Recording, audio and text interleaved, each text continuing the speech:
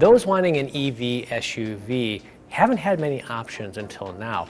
And now we're seeing a new one introduced almost every other month. We think the Model Y is a standard for this class. We named it our best EV of 2022, and we bought one for the purpose of comparing this new class of vehicle to the Model Y. Now, if you think SUV, you may not look at the Kia EV6, which is new for 2022, and say, yeah, that's an SUV. But it's a high-riding hatchback with available all-wheel drive, and like the Tesla, that means it's an SUV in today's market. So the Model Y we ordered in July of 2021 and arrived in November of 21 is a long-range version with all-wheel drive, and it has a rated range of 326 miles. We got some options on it, including a third row and a tow hitch, and the as-tested price when we bought it was right around $60,000. So if you were to buy this same SUV today, you'd be looking at more than $72,000. Kia is no stranger to EVs, and the EV6 is their modern electric car. And it's got modern Kia styling, features, value. It really does imbue the characteristics of Kia that we've known in their sedans and SUVs. We are testing the EV6 GT line, which is the top trim level, not the high performance GT, but the GT line. And it has a rated 274 miles of range, and our test car was $57,000 as equipped. And so we took the EV6 and the Model Y, and for a week we tested home charging, fast charging, acceleration, street manners, comfort, cargo, and in the end, it was closer than we thought. So let's take a look at some of the differences and where we saw the greatest spread between these two cars. So we performed measured acceleration testing on these cars, and 0 to 60 mile an hour was actually almost identical. The difference though was in quarter mile speed. When we ran it out through the quarter mile, above 60 miles an hour, the Tesla really stretched its legs. It was a half a second faster than the EV6, and that's a lot. And really showing just how much faster at the quarter mile mark, it was 12 miles an hour faster than the EV6. And you may think, okay, well, a quarter mile, who's really accelerating to a quarter mile on a street? These are SUVs, that's a sports car, measurement. But it really played out on the street how much extra acceleration the Model Y had. Yeah, that was something we could feel when we were doing our driving loops. I felt it when merging onto the highway, making kind of passing moves on the highway when you needed reserve power. There was just a lot more left when you were driving the Model Y versus when you were in the EV6 and tried to do the same thing. It was a much more modest response in terms of the power. On the flip side, moving into the eco mode really makes response much more gradual, almost too much in my view. Yeah, and we measured acceleration in eco mode versus sport and normal mode in the EV6. And in the Model Y, we measured acceleration in chill mode versus the standard mode. And with both cars, it's 2 seconds slower, and that's an eternity when you're talking 0 to 60 and quarter mile. You're not getting full acceleration when you're in eco mode or chill mode. So both of these SUVs have one pedal driving functions, but they're implemented in different ways. And I think we kind of had different takes on them. I liked what Kia was doing with the EV6's paddles that in other cars are shift paddles. In this case, they're paddles on the steering wheel that control level of regen. And I liked being able to tailor it to the level I wanted. But when you're using iPedal, the one pedal driving mode, it was not willing to stay in that mode on every time you restarted the car. And that was something that I would have liked to see it retain it, because that's something Tesla does. It's one of the ways the Model Y is different is it's really incredible use of profiles to retain driver settings, and this is one of them. But what was your take going in terms of which one was your favorite? So I like the Model Y in that regard because I felt there were too many options and they were difficult to figure out and control. You have to open up the owner's manual and figure out how to use that feature. There are 5 different regen modes. There's auto, the 3 regen settings, and then there's the iPedal, one pedal driving mode. In the Model Y, there are only 3, and the most aggressive hold is also the way that Tesla says is the best way to preserve range. So I enjoy driving in that mode all the time, not just to preserve range, but also I just feel I can drive more smoothly in the one pedal driving mode. One of the things you first notice when you start driving the Model Y is just how firmly it rides. It's got sports car levels of suspension firmness, and that is in stark contrast to how the Kia rides. Yeah, there's a big difference between them. My take on the Model Y is it's too firm riding for me. And ours has the smaller wheel and tire option that you can get on the Model Y. It has 19-inch wheels and tires. You can get 20-inch wheels and tires. I wouldn't recommend that because it's plenty firm as it is with the 19s. Well, we reviewed the Model Y. The first one we reviewed had the optional 20-inch wheels, and we were like, we're going to be smart and order the 19-inch wheels that will ride better. Yeah. Joke's on us, right? Yeah, that didn't work. We should have got the cooler looking wheels. That's the thing too, because the EV6, it has larger wheels. It has a 20-inch wheel and tire package on the trim we tested, and it's also firm riding, but to me, it lacked the busyness of the Model Y's ride, and also some of the harshness you get when you're traveling on pockmarked or potholed pavement that we have in abundance here near Chicago. It's just not set up to work in that situation, and the Kia can manage it. It's still firm, you still feel it, but it didn't feel like you were getting beat up in the process. But the noise is what gets me. There's this tire impact noise and tire impact harshness. That's what grates on me more than actually feeling it come up through the seat. Yeah, it's much more noticeable. There's a thwacking sound when you go over a bump in the Model Y that is not nearly as pronounced if you hit a similar impact in the EV6. And I thought the EV6, like get on the highway and just cruising along, it manages noise pretty well. There's like minimal intrusion from surrounding traffic. So it does that job well, and it's a harder job to do well when you don't have an internal combustion engine providing noise as well. Yeah, I was really surprised by how quiet the EV6 rode, both in tire noise, wind noise. It was very well kept. Another area where we saw a big difference was handling. We set up a small cone-based handling course in an open lot, and again, these aren't sports cars, right? They're SUVs, but the Tesla has sports car-like handling, and it comes with the sacrifice of other areas. But if we're talking handling, it's flat, it's quick, it's composed. It's more than it needs to be for being an SUV in terms of how quick that steering is, how agile it makes it feel, how flat it stays in corners with that big heavy battery pack down low. It really does well on that front. And the Kia looks like an aggressive, sporty car, doesn't drive that way.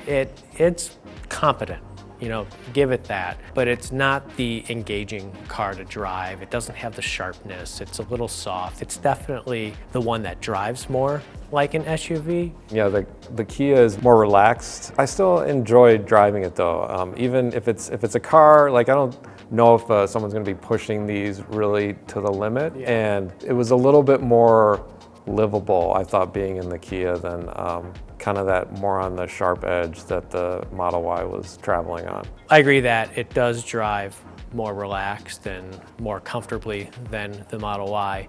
The bummer is I don't fit comfortably in the car. In fact, I didn't like driving it because of how poorly I fit in the car.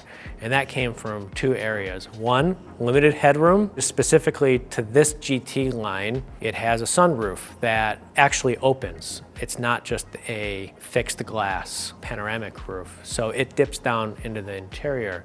Secondly, visibility is awful. It's really bad. I didn't think anything could make the Model Y look good as far as visibility, but it's really bad in this car.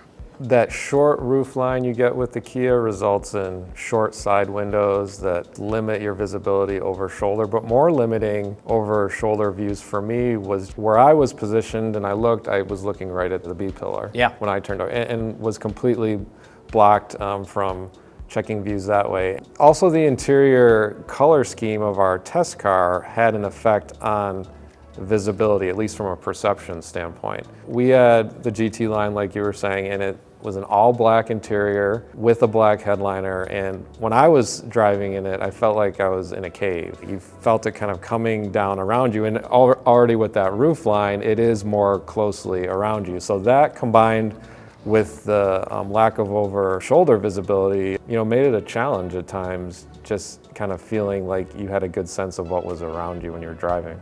While neither of these provide great natural visibility, they have electronic aids to help give you that comfort, but one car definitely works better than the other in that area. Yeah, it was with the EV6, we liked how they include those blind spot views right in that digital instrument panel. Whether you're turning left or right, you get a pop-up view. In the instrument panel though, at times it was blocked a little bit by the steering wheel depending where you had it set, but it's in your field of view more so than in the Tesla, where those blind spot views are on the central screen. And the same way Kia has done a better job in terms of the other side of blind spot warning, which is just sometimes either lights or icons. They put those warnings in the right spot where you're naturally going to be looking when you're getting ready to change lanes, as opposed to, again, with the Tesla, it just has the central screen, so everything is packed in there one way or another, and that's not always where you have to be looking when you're driving, and that's why it was better for the EV6. In addition to our standard driving test being EVs, we also wanted to test home charging and fast charging. And home charging is arguably one of the most important aspects of owning an EV. It's kind of what determines whether or not you're going to have a successful EV ownership experience. And well, tell us about the home charging test. So the Model Y and EV6 were both charged on a 48 amp wall box Pulsar Plus EVSE that was connected to a 60 amp circuit, and they were charged for an hour. When we charged the Tesla, it had 65 miles, and we were able to bring it up to 111 miles, and that was 46 miles of range added in an hour. With the EV6, we started with a little bit more miles of range, 74, and it increased to 107 miles of range after an hour. So 33 miles of range was added. So significantly less than the Tesla Model Y was able to add, and they were both given about the same amount of energy. It was 11.5 kilowatt hours with the Model Y and 11.2 kilowatt hours on the EV6. So it really shows the Tesla's advantage here, that it's able to give more miles of driving range every hour using the same amount of energy. And that's a benefit that you're gonna see in your day-to-day, because you won't have to spend as long connected to your charger to go the distances you need to go. We also tested fast charging. So we're in a unique position because we had two of the fastest chargers available nearby. We ended up 90 miles west of Chicago, where there was a 350 kilowatt Electrify America charger that the EV6 can charge on. And there was also nearby a 250 kilowatt supercharger, which is currently the faster supercharger option. The Tesla can charge at a maximum 250 kilowatts, and the EV6 can charge at a maximum 240 kilowatts. Well, what does that mean? We wanted to show which one will charge from a point A to point B percentage faster and how much range it adds. What we observed is that the Tesla started off strong. It went straight up to 250 kilowatts as soon as we plugged it in, and for the first 10 minutes, it was adding more range, faster charging speed than the Kia. After 10 minutes though, it nosed over and it started going slower and slower, whereas the Kia sustained its charge. So even though the Kia didn't hit its maximum 240 kilowatt charge speed, it averaged much faster kilowatt speed throughout the test. And basically that meant it added similar amounts of range in 10 minutes less time. What's most important to the consumer though is how much range was added per minute. And for that, the Kia was 9 miles of range per minute, and the Tesla worked out to little less than 6 miles. So here the advantage goes to the Kia. It's also worth noting, I feel like the Model Y's integration with the supercharger network in the car. So it's easy to find those 250 kilowatt chargers and just filter by the fastest ones if that's all you want, or dial it down to look for slower superchargers and then navigate to them easily using the car. Yeah, that's a great note, especially when we're talking about road trips and on-the-road charging. The Model Y has a legit trip planner function where it's totally automated. You put in a destination, it will tell you what charger it needs to go to, how long it needs to stay there. The EV6 has some function, but it's more manual. Like you can look for chargers in the area and you can see how far you can go, but it won't guide you there automatically. And one time when I was looking for a charger because I was down on charge, I said, please find me a charger to the voice command. And it directed me toward a supercharger where it's not compatible to charge. So there's that part of it too. If you are looking at road tripping, I think, the charger is one part of it, but the functions to get you there and to give you the information you need for a successful road trip, I think the Tesla still has the advantage. But we can't talk about these cars without talking about their user interface, which is how you control everything in the car. And it's especially notable because, well, there's only really one way to control everything in the car in the Model Y, and that's the large touchscreen.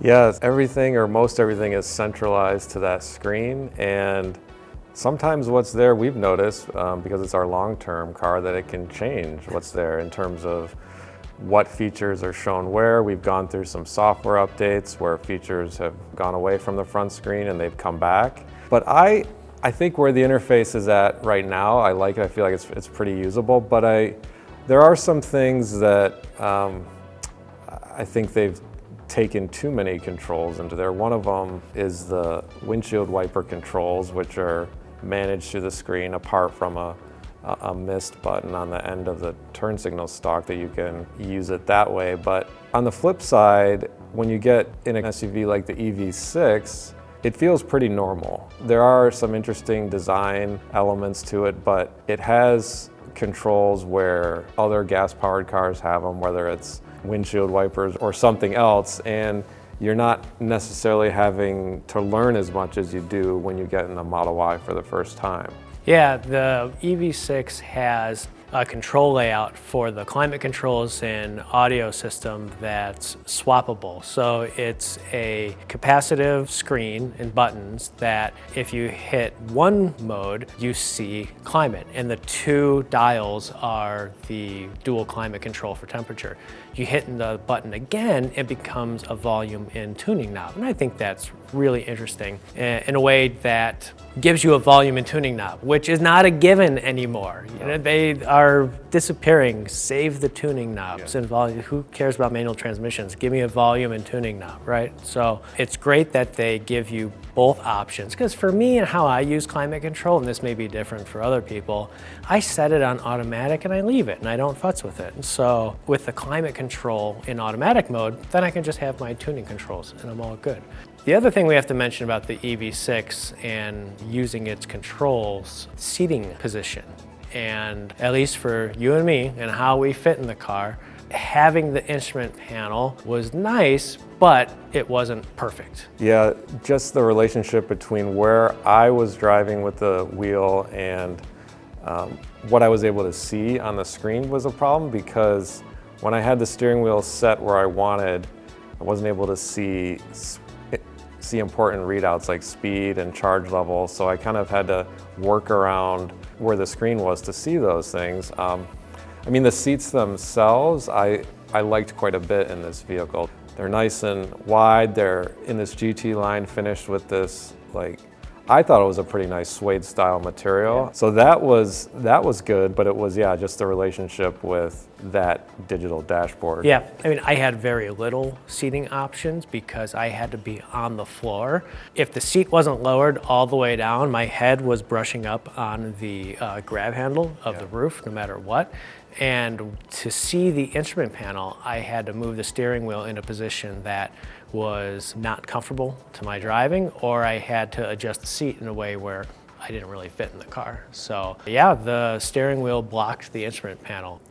When we were looking at cargo volume for these cars, though, the Tesla Model Y had a pretty big advantage over the EV6. Using our own measurements just to get comparable numbers between brands, the Model Y had nearly 24 cubic feet of cargo space when you count both the rear cargo area and the front trunk.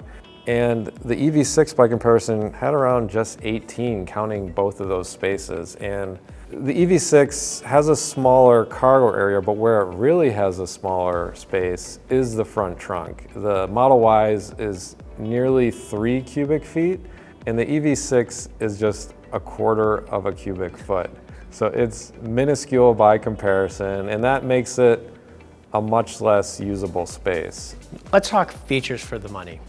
So you gotta take into consideration the cost of these vehicles. The Model Y is now $12,000 more than when we bought it because of price hikes over the past year. So if you bought our car now, it would actually be $72,000. And the EV6 is $57,000. So what do you get in the Model Y for that much money that you don't get in the EV6? I think the trip planning function that we talked about is a definite advantage, as well as its updatability. Yeah, definitely the updatability that can really make a lot of changes to the car from update to update. That's something that other automakers are exploring, I guess you could say, but they have not gone nearly as far as what Tesla's done. And that's something that it's almost like the Model Y's anti-aging feature, that as the car goes along, it's still going to get changes to it where the EV6 will be more static. Yeah, the EV6 does have some over-the-air update functionality, but it is not as comprehensive as the Model Y, where the Model Y can change driving characteristics, and the EV6 isn't to that point yet. There are also things that the EV6 has for less money that the Model Y does at this price, and there are even things that the EV6 has in addition to the Model Y. What I think of is the vehicle to load feature, which may seem like a novelty. It's really a power sharing. It kind of turns your car into a giant portable battery, where there are household 120 volt, 15 or 16 amp outlets in the car. And that is equivalent to what's in your house.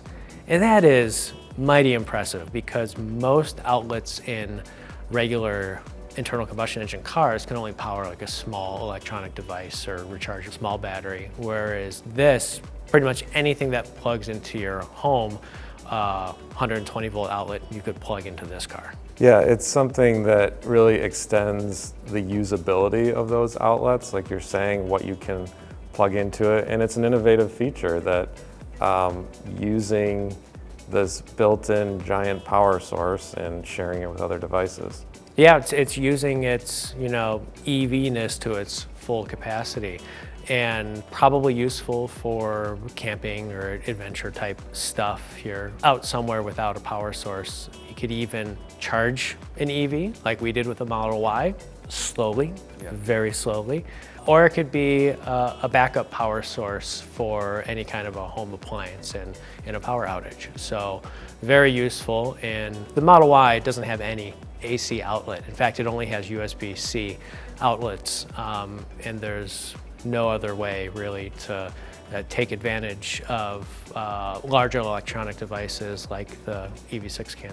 So as far as what the EV6 has at this price range that the Model Y does, or makes you pay extra for, the summon feature for the Model Y is also a feature that's shared in the EV6. Maybe not to its fullest capacity, but on the key fob, you can move the EV6 forward and back out of tight spaces when you're not in the car. And then also there's an auto lane change feature on this top trim level where if you change lanes when the feature is activated, it'll automatically change the lane when it feels it's safe to do so. We haven't talked yet about the tax credit that the EV6 is also eligible for. That's right. If you are eligible, as well as the car, you can get up to a $7,500 tax credit, which will help offset some of the cost of the EV6. When we added up the 20 plus categories that we scored, we were surprised how close the results really were. It was the Kia that edged out the win here. And what really stood out though was just how the Tesla's advantage on paper as far as range and efficiency didn't really play out as big of a differentiator as we thought it would. It was the most efficient in our testing and it had the most rated predicted range, and there were other areas where it was better than the EV6, but just by a little bit. It wasn't significant enough to where it really makes up that massive price difference. This would have been a very different test if it was done a year ago or even late last year before these massive price hikes on the Model Y priced it way out of the EV6's price range, because what you're getting in the EV6 is actually really good, even though we are talking about an almost $60,000 Kia SUV. So how should you use these results? The EV6 isn't the right car for everyone, just like how the Model Y isn't the right car for everyone. So what you need to do is take a look at our results. Find what's most important to you. If it's a sporty driving SUV with a lot of acceleration and great home charging, you know what, that Model Y looks pretty good. But if you want to save a little money and want a comfortable EV with a more normalized experience because, well, the Tesla does a lot of polarizing things, then EV6 is looking pretty good. Either way, read the full results here at Cars.com/news.